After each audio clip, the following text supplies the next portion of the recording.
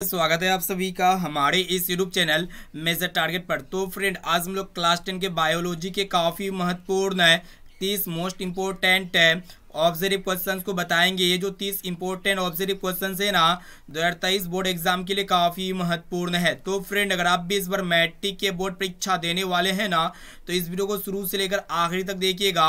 और दोस्तों, ये जो 30 इंपॉर्टेंट ऑब्जर्व क्वेश्चंस है ना ये पूरे बायोलॉजी यानी कि जीव विज्ञान का पूरा निचोड़ प्रश्न को बताएंगे। तो फ्रेंड, एक एक क्वेश्चन को याद करने का कोशिश कीजिएगा और आप यहाँ पे जो है ना एक एक क्वेश्चन का लाइव चैट में या फिर कमेंट बॉक्स में कमेंट कीजिएगा, ठीक है। और दोस्तों, जो भी विद्यार्थी हमारे व्हाट्सएप ग्रुप में नहीं जुड़े हैं तो इस मेरा व्हाट्सएप नंबर को ले लीजिए। मेरा व्हाट्सएप नंबर है 6206 है 076569। सिंपली इस नंबर को सेव कीजिए, आप हेलो कीजिए, आपको जो है ना व्हाट्सएप ग्रुप में जोड़ दिया जाएगा। और दोस्तों, वेबसाइट पे ऑनलाइन टेस्ट चल रहा है। जो विद्यार्थी वेबसाइट पे टेस्ट नहीं दिया आज का ना तो फटाफट से जाके वेबसाइट पे टेस्ट दे देना है वीडियो को समाप्त होने के बाद, क्लास समाप्त होने के बाद। तो चलिए शुरू करते हैं। यहाँ पे आज के पहले नंबर प्रश्न के साथ वीडियो को शुरू कर रहे हैं। क्या कराए कि कोशिका झिल्ली किस प्रकार की झिल्ली है। ये प्रश्न जो ना बोर्ड एग्जाम में 100% पूछे जाएंगे, क्योंकि ये प्रश्न ना बोर्ड एग्जाम में काफी बार पूछा जा चुका है। तो यहाँ पे ऑप्शन ए में आपको तो पारगम्य या फिर अपारगम्य या फिर अर्धपारगम्य या फिर इनमें से कोई नहीं। तो फ्रेंड, ये जो कोशिका झिल्ली है ना ये अर्धपारगम्य झिल्ली है, यानी कि यहाँ पे सी वाला ऑप्शन जो है ना बिल्कुल ही करेक्ट आंसर हो जाएगा। और दोस्तों, एक प्रश्न ये पूछे जाते हैं कि ये जो कोशिका झिल्ली है ना किस में पाई जाती है। तो जंतुओं के कोशिका में जो ना कोशिका झिल्ली पाई जाती है। और दोस्तों, जो पेड़ पौधे होते हैं ना उसमें पेड़ पौधे के पत्तियों में कोशिका भित्ति पाई जाती है। साथ में इसे भी आपको याद होना चाहिए। अब चलिए फ्रेंड, देखते हैं यहाँ पे दूसरा नंबर का क्या कराए कि पौधों में मादा भाग कौन सा है, मोस्ट इंपोर्टेंट है। तो यहाँ पे ऑप्शन ए में आपका दिया जनांग या फिर दाल या फिर पुंकेसर, और ऑप्शन डी है इनमें से कोई नहीं। तो फ्रेंड, पौधों में जो मादा भाग है ना जायांग है, यानी कि यहाँ पे हमारा ए वाला ऑप्शन जो है ना बिल्कुल ही करेक्ट आंसर हो जाएगा। और दोस्तों, एक प्रश्न ये पूछे जाते हैं कि पौधों में नर भाग कौन है। तो पौधों में जो नर भाग है ना पुंकेसर है। साथ में इसे भी आपको याद होना चाहिए, काफी महत्वपूर्ण है। ऑब्जर्व क्वेश्चंस को देख रहे हैं। चलिए देखते हैं यहाँ पे तीसरा नंबर प्रश्न क्या कराए कि मस्तिष्क को कितने भागों में बांटा गया है। तो फ्रेंड, मस्तिष्क को जो है ना कितने भागों में बांटा गया वही आपको बताना है। तो मस्तिष्क को जो है ना दोस्तों 3 भागों में बांटा गया है, इसे आपको याद होना चाहिए। पहला होता है आपका अग्र मस्तिष्क, दूसरा होता है आपका पश्चिम मस्तिष्क और तीसरा होता है आपका मध्य मस्तिष्क, यानी कि मस्तिष्क को 3 भागों में बांटा गया है। अब चलिए फ्रेंड, देखते हैं यहाँ पे चौथा नंबर प्रश्न को देखिएगा क्या कराए कि शरीर की सबसे लंबी कोशिका कौन सी होती है, मोस्ट इंपोर्टेंट है। तो यहाँ पे ऑप्शन ए में आपको तंत्रिका कोशिका या फिर हृदय कोशिका या फिर मस्तिष्क कोशिका या फिर इनमें से कोई नहीं। तो फ्रेंड, शरीर की जो सबसे लंबी कोशिका होती है ना तंत्रिका कोशिका होती है, यानी कि यहाँ पे ए वाला ऑप्शन जो है ना बिल्कुल ही करेक्ट आंसर हो जाएगा। और दोस्तों, ये प्रश्न बोर्ड एग्जाम में पूछे जाएंगे, इसलिए एक एक क्वेश्चन को अच्छी तरह से याद कर लीजिएगा। अब चलिए दोस्तों, देखते हैं यहाँ पे नेक्स्ट क्वेश्चन। तो फ्रेंड, यहाँ पे 5 नंबर प्रश्न क्या कराए कि शरीर की प्रधान नियंत्रक ग्रंथि किसे कहा जाता है। ये प्रश्न बोर्ड एग्जाम में 100% पूछे जाएंगे। तो यहाँ पे आपको बताना है कि शरीर की प्रधान नियंत्रक ग्रंथि किसे कहा जाता है। तो यहाँ पे ऑप्शन ए में आपका जनन ग्रंथि को या फिर पीयूष ग्रंथि को या फिर किडनी ग्रंथि को या फिर फेफड़ा को। तो फ्रेंड, शरीर की जो प्रधान नियंत्रक ग्रंथि जो ना किसे कहा जाता है, पीयूष ग्रंथि को कहा जाता है। और दोस्तों, ये पीयूष ग्रंथि को जो ना मास्टर ग्रंथि के नाम से जाना जाता है, क्योंकि जो सभी ग्रंथियों को नियंत्रित कौन करता है, ये पीयूष ग्रंथि करता है, इसलिए इसे जो ना मास्टर ग्रंथि कहा जाता है। अब चलिए दोस्तों, देखते हैं यहाँ पे नेक्स्ट क्वेश्चन। तो फ्रेंड, यहाँ पे 6 नंबर प्रश्न क्या कराए कि पौधों में वाष्प उत्सर्जन किस भाग से होता है, मोस्ट इंपोर्टेंट है। तो यहाँ पे ऑप्शन ए में आपको जड़ में या फिर तना में या फिर पत्तियों में या फिर फूल में। तो फ्रेंड, पौधों में जो वाष्प उत्सर्जन होता है ना पत्तियों में होता है, यानी कि यहाँ पे सी वाला ऑप्शन जो है ना बिल्कुल ही करेक्ट आंसर हो जाएगा। और दोस्तों, पत्तियों में जो है ना रक्षित कोशिकाएं पाई जाती है। और दोस्तों, पेड़ पौधे का जो पत्ती होता है ना हरा किसके कारण से होता है, क्लोरोफिल के कारण से होता है। और दोस्तों, क्लोरोफिल में कौन सा तत्व पाया जाता है, तो मैग्नीशियम तत्व पाया जाता है। साथ में इसे भी आपको याद होना चाहिए। अब चलिए दोस्तों, देखते हैं यहाँ पे नेक्स्ट क्वेश्चन। तो फ्रेंड, यहाँ पे 7 नंबर प्रश्न क्या कराए कि ओजोन परत को नष्ट कौन कर रहा है, बहुत ही महत्वपूर्ण है। तो यहाँ पे ऑप्शन ए में आपको कार्बन डाइऑक्साइड या फिर ऑक्सीजन या फिर हाइड्रोजन या फिर CFC। तो फ्रेंड, ओजोन परत को जो नष्ट यानी कि जो क्षय कर रहा है ना CFC कर रहा है, यानी कि यहाँ पे डी वाला ऑप्शन जो है ना बिल्कुल ही करेक्ट आंसर हो जाएगा। और दोस्तों, ये CFC का विस्तार क्या होता है, क्लोरोफ्लोरोकार्बन होता है, इसे आपको याद होना चाहिए। और दोस्तों, ओजोन परत पराबैंगनी किरणों को क्या करती है, छानने का कार्य करती है। ठीक है, काफी महत्वपूर्ण प्रश्न को देख रहे हैं। अब चले दोस्तों देखते हैं यहाँ पे नेक्स्ट क्वेश्चन क्या कर रहा है कि मनुष्य के 23वें जोड़ी क्रोमोसोम को क्या कहते हैं, बहुत ही महत्वपूर्ण है। तो यहाँ पे ऑप्शन ए में आपका दे ऑटोसोम या फिर लिंक क्रोमोसोम या फिर एक्स क्रोमोसोम या फिर वाई क्रोमोसोम। तो फ्रेंड मनुष्य के 23वें जोड़ी क्रोमोसोम को हम लोग क्या कहते हैं, लिंक क्रोमोसोम कहते हैं। इसे आपको याद होना चाहिए दोस्तों, यानी कि यहाँ पे बी वाला ऑप्शन जो है ना बिल्कुल ही करेक्ट आंसर हो जाएगा। और दोस्तों एक प्रश्न ये पूछे जाते हैं कि मनुष्य में 22वें जोड़े क्रोमोसोम को क्या कहते हैं, तो ऑटोसोम कहते हैं। साथ में इसे भी आपको याद होना चाहिए। काफी महत्वपूर्ण प्रश्न को देख रहे हैं। अब चले फ्रेंड देखते हैं यहाँ पे नेक्स्ट क्वेश्चन क्या कराए कि मनुष्यों में गुणसूत्र कितने जोड़ी पाई जाती है।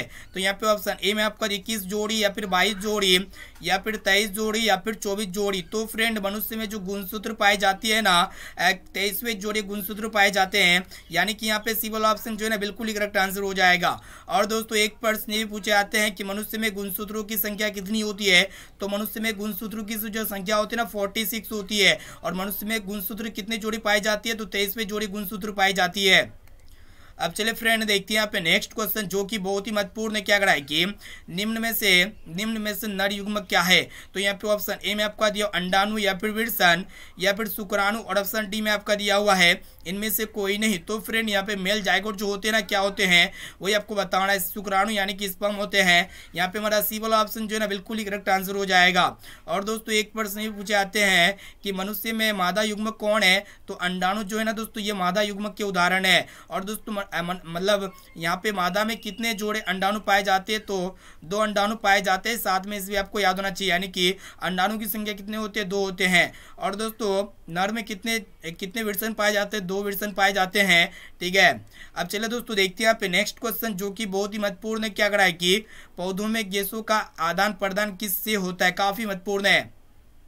तो यहाँ पे ऑप्शन ए में आपको जड़ के द्वारा या फिर रंध्र के द्वारा या फिर तना के द्वारा या फिर टहनी के द्वारा। तो फ्रेंड पौधों में जो गैसों का आदान प्रदान जो होता है किसके द्वारा होता है, रंध्र के द्वारा होता है। यानी कि पौधे के पत्तियों में बहुत छोटे छोटे छिद्र होते हैं जिनकी मदद से वो गैसों का आदान प्रदान करता है। ठीक है, काफी महत्वपूर्ण प्रश्न है बोर्ड एग्जाम के लिए। अब चलिए फ्रेंड देखते हैं यहाँ पे नेक्स्ट क्वेश्चन। तो फ्रेंड यहाँ पे देखिएगा 12 नंबर प्रश्न क्या कर रहा है कि मानव हृदय में कितने कोष्ठ पाए जाते हैं। तो यहाँ पे ऑप्शन ए में आपको 5 या फिर 4 या फिर 3 और ऑप्शन डी है 6। तो फ्रेंड मानव हृदय में जो कोष्ठकों की जो संख्या होती है ना 4 पाए जाते हैं कोष्ठ है, यानी कि यहाँ पे बी वाला ऑप्शन जो है ना बिल्कुल ही करेक्ट आंसर हो जाएगा। ये प्रश्न जो है ना बोर्ड एग्जाम में पूछे जाएंगे। और दोस्तों एक प्रश्न ये पूछे आते हैं कि मछली के हृदय में कितने कोष्ठ पाए जाते हैं। तो मछली के हृदय में जो ना दोस्तों 2 कोष्ठ पाए जाते हैं। ठीक है, साथ में इसलिए आपको याद होना चाहिए। अब चलिए फ्रेंड देखते हैं यहाँ पे नेक्स्ट क्वेश्चन।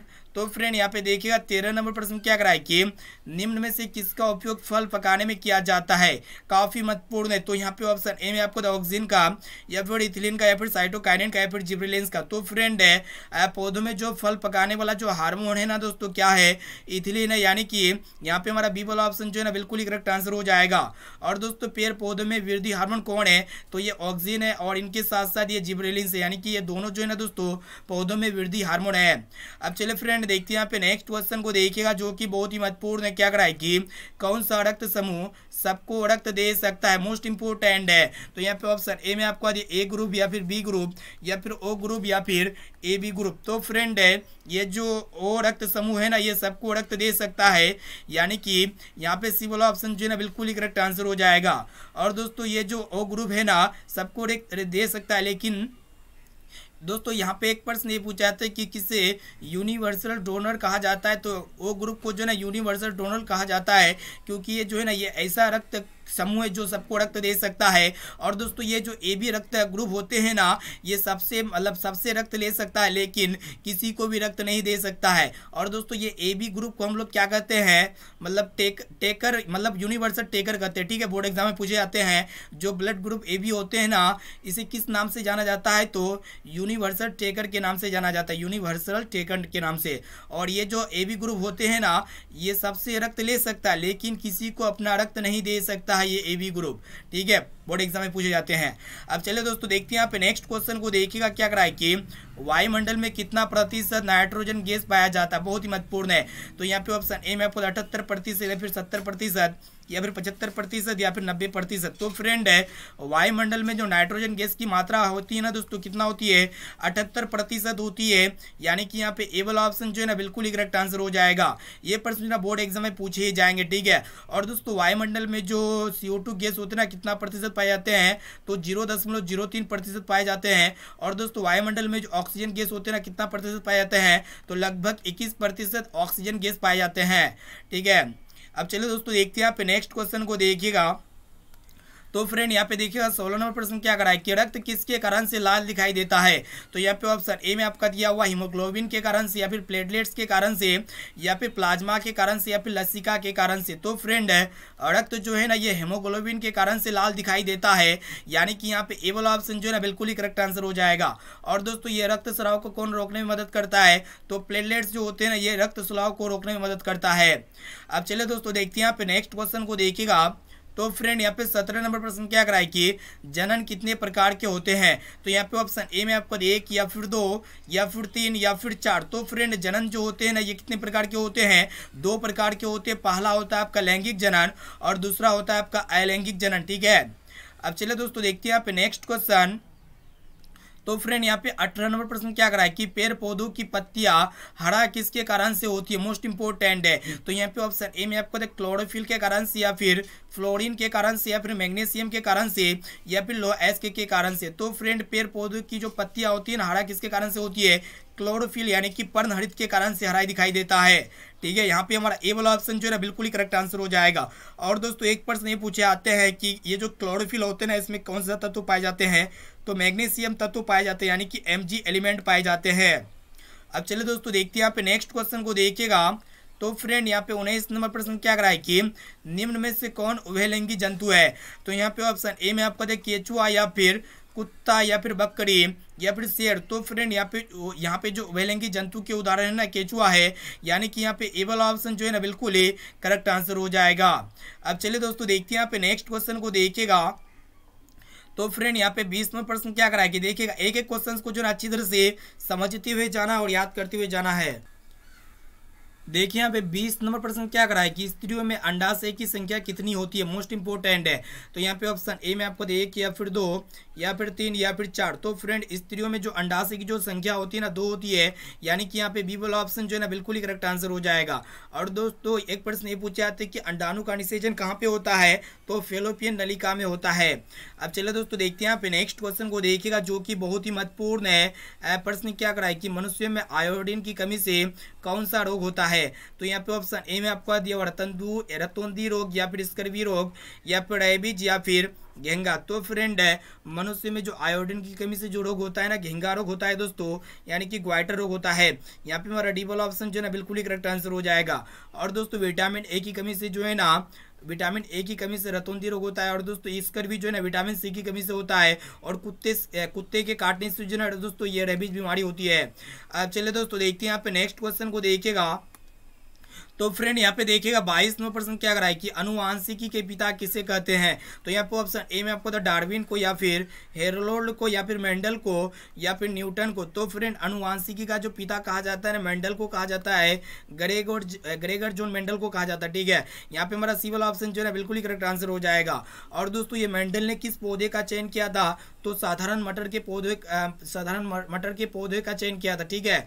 अब चलिए दोस्तों देखते हैं यहाँ पे नेक्स्ट क्वेश्चन को, देखिएगा, जो कि बहुत ही महत्वपूर्ण है। क्या करा है कि पुरुषों का लिंग गुणसूत्र होता है। ऑप्शन ए में आपका XX, या फिर XY, या फिर दोनों। और ऑप्शन डी में आपका दिया हुआ है इनमें से कोई नहीं। तो फ्रेंड पुरुषों का जो लिंग गुणसूत्र होता है ना XY होते हैं, यानी कि यहाँ पे हमारा बी वाला ऑप्शन जो है ना बिल्कुल ही करेक्ट आंसर हो जाएगा। और दोस्तों स्त्रियों का जो लिंग गुणसूत्र होता है ना XX होता है, साथ में से भी आपको याद होना चाहिए।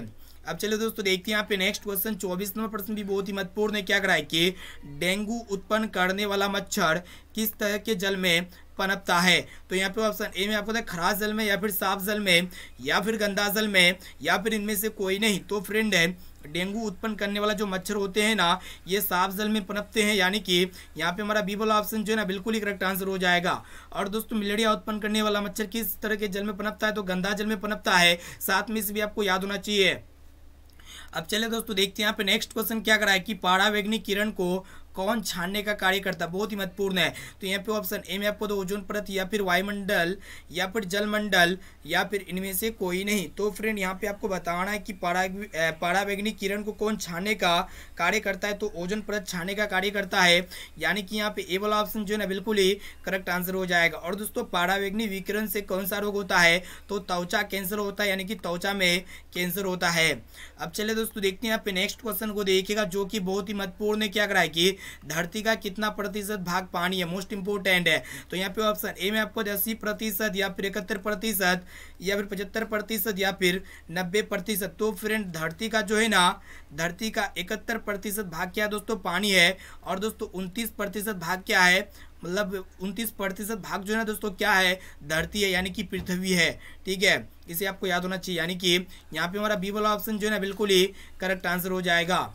अब चलिए दोस्तों देखते हैं यहाँ पे नेक्स्ट क्वेश्चन को देखिएगा क्या करा है कि इथाइल अल्कोहल किस प्रकार के शोषण में बनता है, बहुत ही महत्वपूर्ण है। तो यहाँ पे ऑप्शन ए में आपका दिया हुआ है वायवीय शोषण में या फिर अवायवीय शोषण में या फिर दोनों में या फिर इनमें से कोई नहीं। तो फ्रेंड है ये जो इथाइल अल्कोहल होते हैं ना, ये अवायवीय शोषण में बनता है, यानी कि यहाँ पे हमारा बी वाला ऑप्शन जो है ना बिल्कुल ही करेक्ट आंसर हो जाएगा।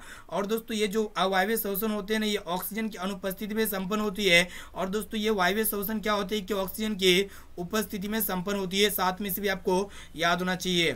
अब चलिए दोस्तों देखते हैं यहाँ पे नेक्स्ट क्वेश्चन को देखिएगा क्या करा है कि पर्यावरण दिवस कब मनाया जाता है, मोस्ट इंपोर्टेंट है। तो यहाँ पे ऑप्शन ए में आपको दे 5 जून को या फिर 17 नवंबर को या फिर 1 मई को या फिर 8 जनवरी को। तो फ्रेंड पर्यावरण दिवस जो मनाए जाते हैं ना 5 जून को मनाए जाते हैं, यानी कि यहाँ पे ए वाला ऑप्शन जो है ना बिल्कुल ही करेक्ट आंसर हो जाएगा। बोर्ड एग्जाम में 1% जो है ना पूछे ही जाएंगे, इसलिए एक एक क्वेश्चन को जो है ना अच्छी तरह से याद करते हुए जाना है। अब चलिए दोस्तों देखते हैं यहाँ पे 29वां प्रश्न क्या करा है कि चिपको आंदोलन के अग्रणी नेता कौन थे, बहुत ही महत्वपूर्ण है। ऑप्शन ए में आपका था सुंदरलाल बहुगुणा या फिर ए के बनर्जी या फिर अमृता देवी विश्नोई या फिर बाबा ओमटेट। तो फ्रेंड चिपको आंदोलन के अग्रणी नेता कौन थे, सुंदरलाल बहुगुणा थे, इसे आपको याद होना चाहिए दोस्तों, यानी कि यहाँ पे ए वाला ऑप्शन जो है ना बिल्कुल ही करेक्ट आंसर हो जाएगा। और दोस्तों चिपको आंदोलन कहाँ पे हुआ था, तो उत्तराखंड में हुआ था, साथ में इसे भी आपको याद होना चाहिए। अब चलिए फ्रेंड देखते हैं यहाँ पे 30वां प्रश्न को देखिएगा क्या करा है कि निम्न में से कौन उत्पादक है। उत्पादक जो होते हैं ना दोस्तों, ये जो स्वयं अपना भोजन प्राप्त करते हैं उसको हम लोग उत्पादक कहते हैं। तो यहाँ पे ऑप्शन डी में आपका घात जो होते हैं ना, ये क्या होते हैं, स्वयं अपना भोजन तैयार कर लेते हैं, इसलिए एक तरह का क्या हो गया, उत्पादक हो गए। यहाँ पे मेरा डी वाला ऑप्शन जो है ना बिल्कुल ही करेक्ट आंसर हो जाएगा। अब चलो दोस्तों यहाँ पे देखते हैं, यहाँ पे हम लोग फाइनली जो है ना क्लास 10 के यहाँ पे जो है ना बायोलॉजी में काफ़ी महत्वपूर्ण 30 चुनिंदा ऑब्जेक्टिव टाइप क्वेश्चन को बतला चुके, जो एग्जाम में 100% पूछे जाएंगे। अगर आप भी इस बार मैट्रिक बोर्ड परीक्षा देने वाले, आपके दोस्त यार जितने भी फ्रेंड है, आपके गांव महल्ले के दोस्त फ्रेंड भाई बहन जितने भी देने वाले हैं ना, तो इस वीडियो को अपने मित्रों में जरूर शेयर कीजिएगा, ताकि वो भी जो है ना बोर्ड एग्जाम में काफ़ी अच्छे तरीके से पास आउट हो सके, यानी कि 480 प्लस मार्क्स से पास आउट हो सके। और दोस्तों यहाँ पे आज से जो ना रेगुलर क्लास होगा, आपका डेली क्लास होगा, तो आप लोग जो ना दोस्तों डेली क्लास जरूर कीजिएगा। और यहाँ पे क्लास का टाइम को नोट कर लीजिए, यहाँ पे 1 बजे जो ना दोपहर पे क्लास होती है, जो भी आप क्लास किए। और यहाँ पे दोस्तों शाम में जो है ना 6:30 या 7 बजे क्लास होगी, ठीक है। और दोस्तों यहाँ पे सुबह में जो है ना डेली यहाँ पे 6 बजे से क्लास होगी, तो ये तीनों क्लास को आपको करना है। और दोस्तों जो विद्यार्थी वेबसाइट पे टेस्ट नहीं दिए ना, तो जल्दी से जाइए फटाफट से वेबसाइट पे आज का टेस्ट को दे दीजिएगा धमाकेदार। और दोस्तों इनके साथ साथ SW क्वेश्चन का आंसर क्या लगता है, जल्दी से फटाफट से कमेंट करके बताइएगा। क्या करा है कि अनुवांशिकी के पिता किसे कहते हैं, तो यहाँ पे ऑप्शन ए में आपको डार्विन को या फिर हेरोल्ड को या फिर मेंडल को या फिर न्यूटन को। तो इसका आंसर क्या लगता है, जल्दी से आप हमें कमेंट करके जरूर बताइएगा, ठीक है। और दोस्तों जो भी विद्यार्थी हमारे व्हाट्सएप ग्रुप में अभी तक नहीं जुड़े हैं, तो ये मेरा व्हाट्सएप नंबर को ले लीजिए। ये मेरा व्हाट्सएप नंबर है 6206076569। सिंपली इस नंबर को आप सेव कीजिए, आप हेलो कीजिए, आपको जो है ना व्हाट्सएप ग्रुप में जोड़ दिया जाएगा, ठीक है। तो फ्रेंड फिर मिलते हैं नेक्स्ट क्लास में, आज के लिए इतना ही, थैंक यू।